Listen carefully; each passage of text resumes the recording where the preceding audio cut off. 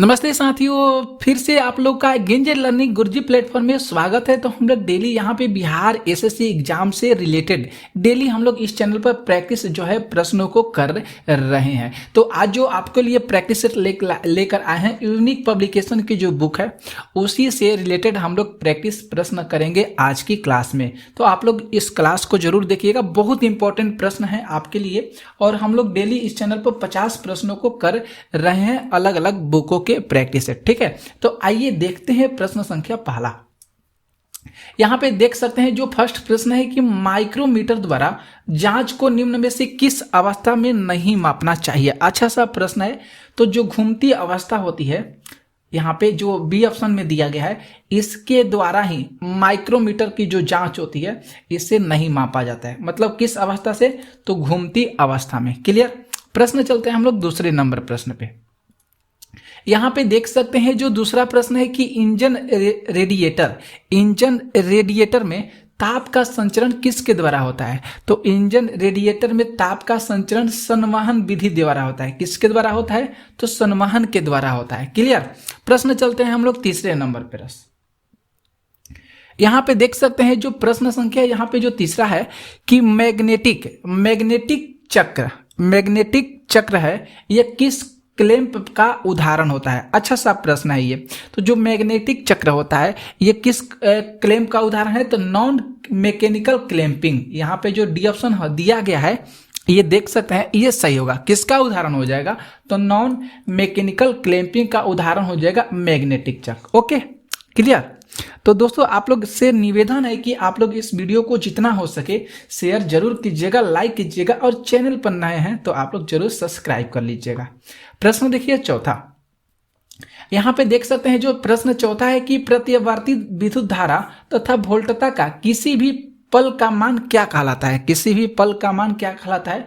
तो वह जो मान कहलाता है तत्कालिक मान कहलाता है। कौन सा मान कहलाता है? तो तात्कालिक मान कहा जाता है। जो प्रतिवर्ती विद्युत धारा होती है और जो वोल्टता की धारा होती है उसके मान को हम लोग तात्कालिक मान कहते हैं। ठीक है, आगे चलते हैं। प्रश्न देखिए 5 नंबर। यहां पे देख सकते हैं जो 5 नंबर प्रश्न है कि निम्नलिखित में से किस गैस का इस्तेमाल सिगरेट लाइटर में किया जाता है। सिगरेट लाइटर में कौन से गैस का इस्तेमाल किया जाता है? तो ए ऑप्शन यहाँ पे सही होगा, ब्यूटेन का इस्तेमाल किया जाता है। ठीक है दोस्तों, आप लोग को कुछ बता देते हैं। जो सिगरेट लाइटर होता है या कह सकते हैं जो एलपीजी जिसको लिक्विफाइड पेट्रोलियम जिसको रसोई गैस के नाम से जानते हैं, इसमें जो है आइसोब्यूटेन तथा आइसोप्रोपिन के मिश्रण होते हैं। आइसोब्यूटेन और आइसो जो प्रोपिन होते हैं इसके मिश्रण होते हैं। कौन कौन से? तो सिगरेट लाइटर और जो रसोई गैस है वे। ओके, और इसके जो मुख्य घटक माने जाते हैं उसका नाम है ब्यूटेन। क्लियर हो गया। प्रश्न चलते हैं हम लोग 6 नंबर पे। यहां पे देख सकते हैं जो 6 नंबर प्रश्न है कि काजीरंगा नेशनल पार्क कहां पे स्थित है, किस राज्य में स्थित है। काजीरंगा नेशनल पार्क, तो जो काजीरंगा नेशनल पार्क है ये असम राज्य में स्थित है। कहां पे स्थित है? तो असम राज्य में स्थित है। ओके, अब यहाँ पे असम में एक और जो कह सकते हैं नेशनल पार्क है जिसका नाम हो जाएगा, याद करिएगा, मानस नेशनल पार्क। ये भी प्रश्न बहुत बार एग्जाम में पूछा जाता है कि मानस नेशनल पार्क कहाँ है? तो असम में है। काजीरंगा नेशनल पार्क कहाँ है? तो ये भी असम में है। ओके, ध्यान में आप लोग जरूर रखिएगा। अब एक बात और आप लोग को बता देते हैं, जो मध्य प्रदेश जिसका नाम है कान्हा भी पूछा जाता है। कान्हा नेशनल पार्क कहाँ पे है? तो कान्हा नेशनल पार्क ये कहाँ पे है? मध्य प्रदेश में। ओके, तो ध्यान में जरूर रखिएगा। पश्चिम बंगाल में भी आप लोग है नेशनल पार्क, इसको भी ध्यान में रखिएगा। मणिपुर का भी ध्यान में रखिएगा कि मणिपुर में कौन कौन सा नेशनल पार्क है। तो लाम जाओ राष्ट्रीय जो नेशनल पार्क है ये कहाँ पे है? तो मणिपुर में है। ठीक है, प्रश्न हम लोग चलते हैं अगले नंबर प्रश्न पे। यहां पे देख सकते हैं जो 7 नंबर प्रश्न है कि आर्मेचर कोर के लेमिनेटेड होने से कौन सी क्षति कम हो जाती है। अच्छा सा ये प्रश्न है। तो एनडी धारा क्षति, यहाँ पे जो कौन सी धारा क्षति हो जाती है? तो देख सकते हैं यहाँ पे एनडी धारा क्षति हो जाती है। क्लियर। आगे यहाँ पे देखिएगा प्रश्न हम लोग चलते हैं 8 नंबर प्रश्न पे। देखिए 8 नंबर प्रश्न को। यहाँ पे जो 8 नंबर प्रश्न है कि किस धातु को चाकू से काटा जा सकता है, कौन सी ऐसी धातु है जिसको चाकू से काटा जाता है, तो हम लोग बी ऑप्शन को सही करेंगे, सोडियम। सोडियम वह जो धातु है जिसको जो है किससे काटा जाता है, तो चाकू से काटा जाता है। और सोडियम धातु जो है ये बहुत वाष्पशील धातु होती है, वाष्पशील है, और इसको किरोसिन तेल में भी डुबोकर रखा जाता है। ठीक है, इसे ध्यान में जरूर रखिएगा। और इसका जो संकेत होता है सोडियम का Na होता है, और इसकी जो संख्या होती है 11 होती है, परमाणु संख्या। क्लियर। आगे देखिए प्रश्न 9 नंबर।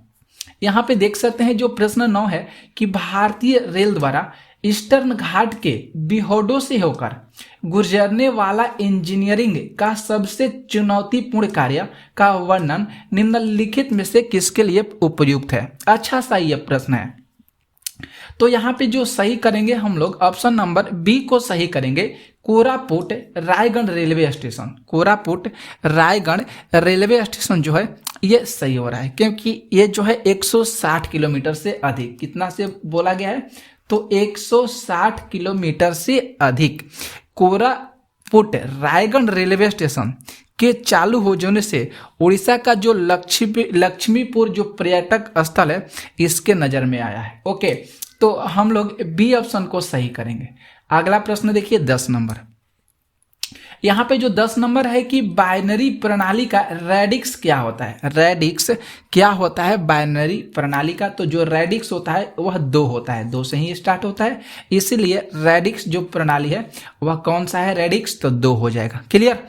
आगे देखिए प्रश्न 11 जो प्रश्न है 11 नंबर कि भारत की सर्वप्रथम बैटलफील्ड मिसाइल कौन सी है। अच्छा सा ये प्रश्न है, भारत की सर्वप्रथम बैटलफील्ड मिसाइल कौन सी है, तो पृथ्वी याद कीजिएगा। बैटलफील्ड मिसाइल कौन सी है, पृथ्वी है। ठीक है, तो इसे ध्यान में जरूर रखिएगा, क्योंकि सतह से सतह पर मार करने वाली वह मिसाइल कौन सा है, पहला तो पृथ्वी ही हो जाएगा, पृथ्वी मिसाइल हो जाएगा, जिसका परीक्षण जो है 25 फरवरी 1988 को किया गया था। ध्यान में जरूर रखिएगा।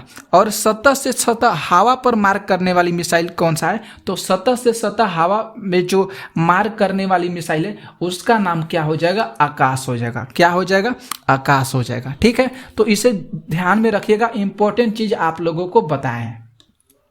12 नंबर जो प्रश्न है कि डुरंड लाइन किन देशों की संयुक्त सीमा रेखा है। डुरंड लाइन किन देशों की संयुक्त सीमा रेखा है, तो बी डी ऑप्शन सही होगा, पाकिस्तान और अफगानिस्तान। पाकिस्तान और अफगानिस्तान की ये जो है संयुक्त जो है ये रेखा है। कितना किलोमीटर है, तो 2640 किलोमीटर रेखा है। कितना है, तो 2640 किलोमीटर है। क्लियर। आगे देखिए प्रश्न 13 नंबर जो प्रश्न है कि स्पुतनिक 2 में किस जानवर को अंतरिक्ष में छोड़ा गया था। स्पुतनिक 2 में, तो यहाँ पे जो स्पुतनिक 2 है इसमें जो जानवर को छोड़ा गया था, कुतिया को छोड़ा गया था। और यह स्पुतनिक 2 ये जो है इसको कब छोड़ा गया था, तो 3 नवंबर 1957। इस डेट को भी ध्यान में रखिएगा, 3 नवंबर 1957 को स्पुतनिक 2 है इसको छोड़ा गया था। इसमें लाइनक जो है नामक कुतिया को अंतरिक्ष में भेजा गया था। क्लियर हो गया। तो दोस्तों आप लोग से निवेदन है कि आप लोग इस वीडियो को जितना हो सके आप लोग शेयर भी जरूर कर दीजिएगा। 14 देखते हैं प्रश्न। 14 नंबर प्रश्न है कि मानव शरीर का कौन सा अंग विभिन्न अंगों की क्रियाओं में तालमेल बैठाता है। मानव शरीर का वह कौन सा अंग है, तो उसका नाम हो जाएगा मस्तिष्क। यहाँ पे सी ऑप्शन सही होगा। मस्तिष्क जो है ये मानव शरीर की जो विभिन्न अंग होते हैं, ऑर्गन होते हैं, उसके क्रियाओं का समन्वय को स्थापित करता है, समन्वय को बनाए रखता है। प्रश्न 15 देखिए। 15 नंबर प्रश्न है कि निम्नलिखित में से कौन सा एक पेरीफेरल डिवाइस नहीं है। पेरीफेरल डिवाइस नहीं है, तो जो मदरबोर्ड होगा, यहाँ पे देख सकते हैं सी ऑप्शन सही है। जो मदरबोर्ड है ये पेरीफेरल डिवाइस नहीं है, क्योंकि मदरबोर्ड जो है ये सॉकेट बोर्ड है। ये कौन सा बोर्ड है, तो मदरबोर्ड जो है एक सॉकेट बोर्ड हो जाएगा। इसे ध्यान में जरूर रखिएगा। और मदरबोर्ड जो है ये कंप्यूटर के प्रत्येक प्लग में जो है इसके अंदर लगाए जाते हैं। ठीक है, आगे चलते हैं प्रश्न 16। 16 देख सकते हैं जो प्रश्न है कि एक खींचे हुए स्प्रिंग में ऊर्जा होती है, तो एक खींचे हुए स्प्रिंग में जो है स्थितिज ऊर्जा होती है, जो प्रत्यास्थ स्थितिज ऊर्जा होती है। बी ऑप्शन को आप लोग टिक कीजिएगा, सही कीजिएगा।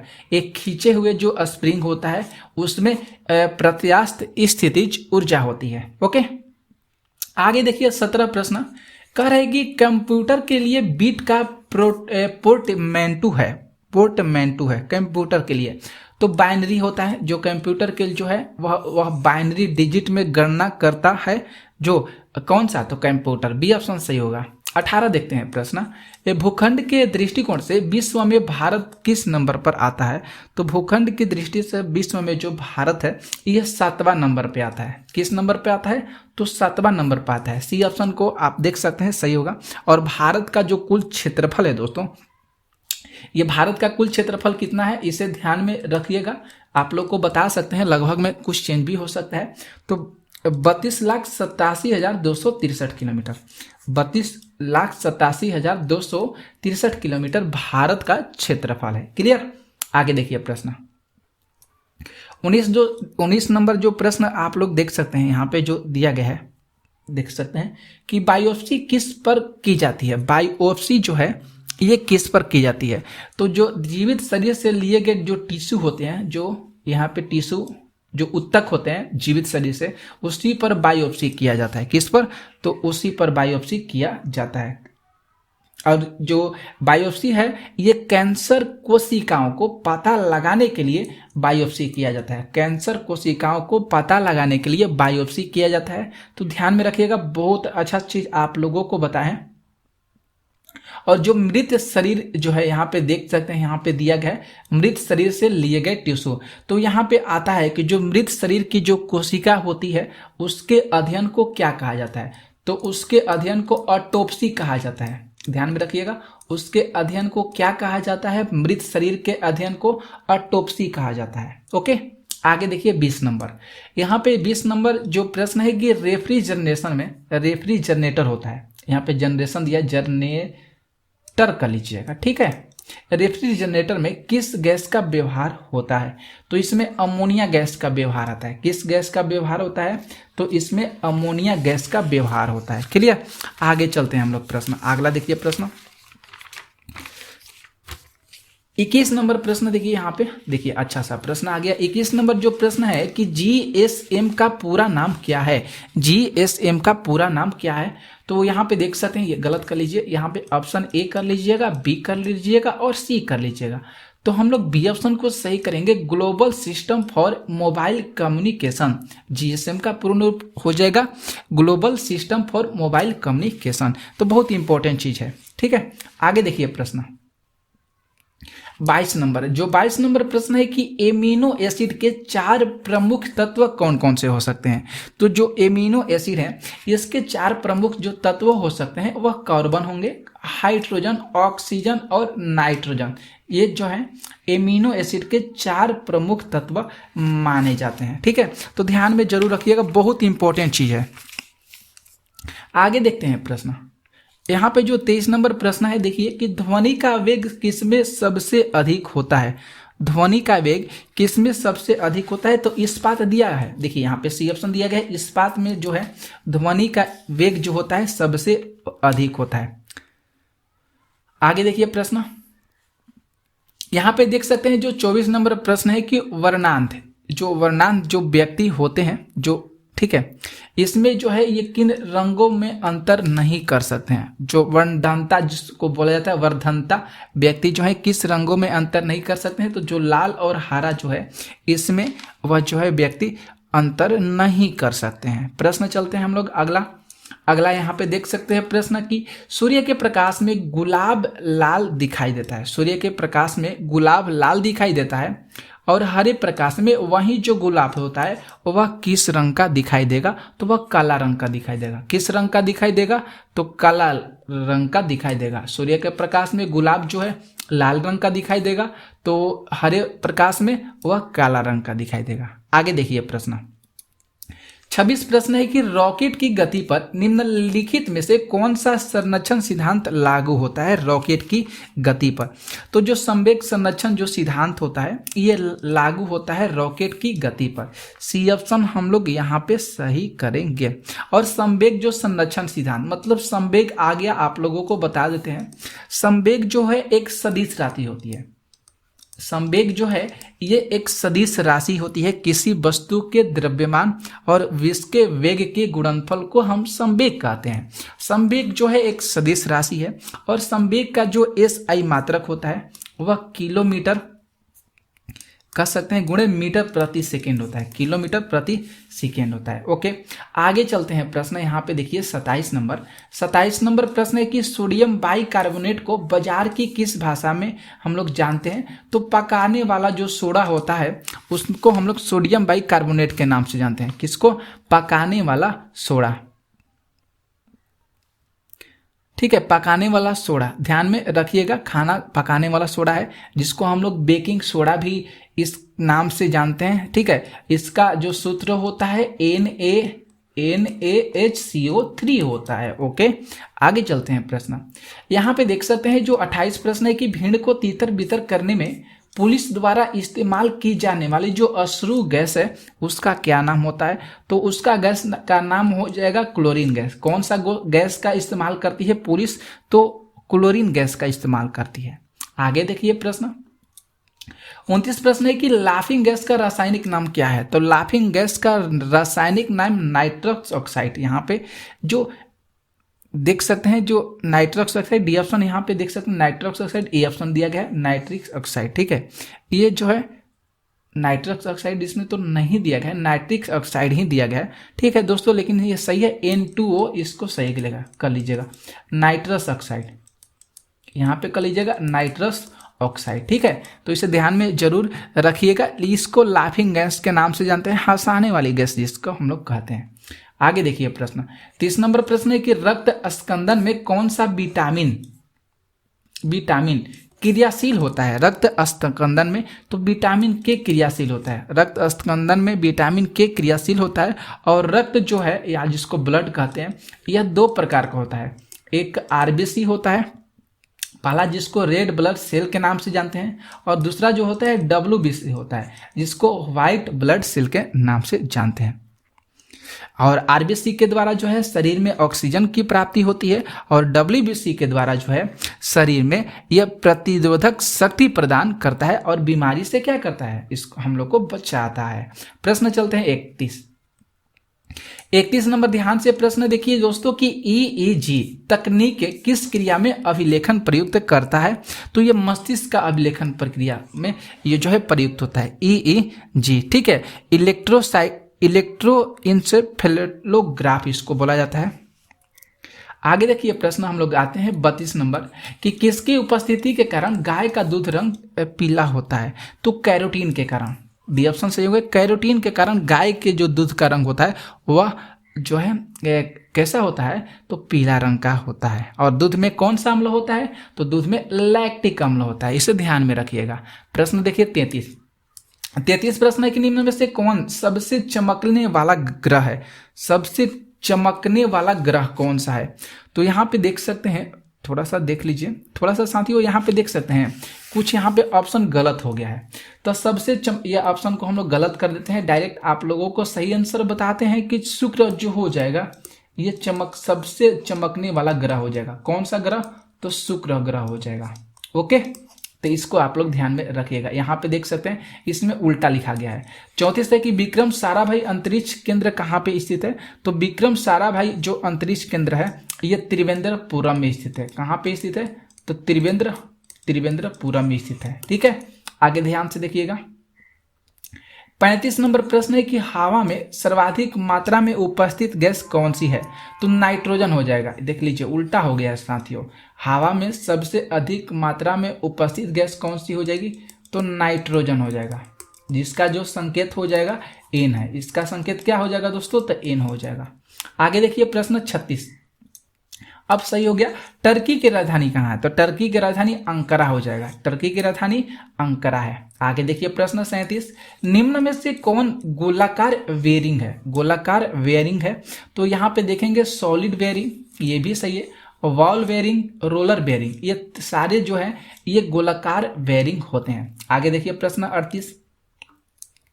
38 प्रश्न है कि लंदन किस नदी के किनारे अवस्थित है? तो टेम्स नदी के किनारे स्थित है। लंदन किस नदी के किनारे स्थित है? तो टेम्स नदी के किनारे। 39 प्रश्न है कि डुरंड रेखा किन दो देशों के बीच जोड़ता है? तो अभी आप लोगों को हम बताए हैं कि डुरंड जो रेखा है ये पाकिस्तान और अफगानिस्तान को जोड़ता है। बी ऑप्शन सही होगा। 40 देखिए प्रश्न, 40 नंबर प्रश्न है कि किस फसल में बुआई एवं कटाई के बीच सर्वाधिक अंतर होता है? तो जो गन्ना होता है इसमें जो है इस फसल में बुआई और कटाई के बीच सर्वाधिक अंतर देखने को मिलता है। आगे देखिए प्रश्न 41 है कि अलमाती बांध किस नदी पर है? तो अलमाती बांध जो है ये कृष्णा नदी पर स्थित है। अलमाती बांध किस नदी पर स्थित है? तो अलमाती बांध जो है ये कृष्णा नदी पर स्थित है। ओके, तो ध्यान में जरूर आप लोग रखिएगा, बहुत इंपॉर्टेंट चीज आप लोगों को बता है। और ये कहाँ पे है अलमाती बांध? तो ये कर्नाटक में, कृष्णा हो जाएगा, कृष्णा से सोच लीजिएगा कर्नाटक, ध्यान में रखिएगा। 42 देखिए प्रश्न है कि निम्न में से कौन स्टीयरिंग के भाग है? स्टीयरिंग के कौन से भाग है? तो डी ऑप्शन को हम लोग सही डी ऑप्शन को हम लोग सही करेंगे। स्टीयरिंग व्हील, स्टीयरिंग कॉलम और स्टीयरिंग सॉफ्ट हो जाएगा। आगे 43 जो प्रश्न है, निम्न में से कौन प्राथमिक यंत्र हो जाएंगे? तो चुंबक, प्राथमिक यंत्र जो हो जाएंगे वह चुंबकीय सुई हो जाएगा। आगे प्रश्न देख सकते हैं 44 प्रश्न है कि बाइनरी संख्या प्रणाली में जीडी जो डिजिट होती है इसकी संख्या होती है। तो जो डिजिट की संख्या होती है वह 2 होती है। क्या होती है? तो 2 होती है। 45 देखिए एलईडी में प्रकाश प्राप्त होने के कारण क्या हो सकते हैं? जो आवेशों का पुनर्युग होता है ये एलईडी में प्रकाश प्राप्त होने के कारण हो सकते हैं। आगे देखिए प्रश्न जो 46 नंबर प्रश्न है कि हाल ही में किस राज्य की सरकार द्वारा लगभग 55,000 हेक्टेयर कृषि भूमि को सिंचाई सुविधा प्रदान करते हुए नव कृष्ण चौधरी सेवा उन्नयन योजना शुरू करने का निर्णय लिया गया है? अच्छा सा प्रश्न, बहुत इंपॉर्टेंट सा ये प्रश्न है दोस्तों, बहुत इंपॉर्टेंट सा प्रश्न है, तो ध्यान में आप लोग जरूर रखिएगा। और क्लास की जो वीडियो ये जो प्रश्न कराए जा रहे हैं आप लोग इसको शेयर भी जरूर अपने दोस्तों मित्रों के पास जरूर शेयर कर दीजिएगा। तो उड़ीसा से होगा, क्या होगा? उड़ीसा। आगे देखिए 45-47 प्रश्न है कि लाल रक्त कण कहाँ बनते हैं? तो ये बोन मैरो में बनते हैं, स्थिमाजा बोलते हैं। लाल रक्त कहाँ पे बनते हैं? बोन मैरो में बनते हैं। 48 प्रश्न है कि औसत वेग की एसआई यूनिट क्या होती है? तो मीटर प्रति सेकेंड होती है। औसत वेग की एसआई यूनिट मीटर प्रति सेकेंड होती है। 49 प्रश्न देख सकते हैं राष्ट्रीय प्रतिभा खोज परीक्षण है यहाँ पे, इसका आयोजन किसके द्वारा किया गया था? तो एनसीईआरटी के द्वारा किया गया था। राष्ट्रीय प्रतिभा परीक्षा का आयोजन ये एनसीईआरटी के द्वारा, परीक्षा होगा, परीक्षण नहीं होगा, ठीक है। और 50 प्रश्न है कि मानव शरीर का सबसे बड़ा अंग कौन सा है? तो त्वचा हो जाएगा। मानव शरीर का सबसे बड़ा अंग त्वचा हो जाएगा। 50 प्रश्न किए, कैसा लगा आप लोगों को आज की क्लास का प्रश्न जरूर कमेंट करके बताइएगा, और इस वीडियो को जितना हो सके शेयर भी जरूर कर दीजिएगा, ठीक है। तो मिलते हैं नेक्स्ट वीडियो में ऐसे ही बहुत इंपॉर्टेंट प्रश्नों के साथ, तब तक के लिए जय हिंद, जय भारत।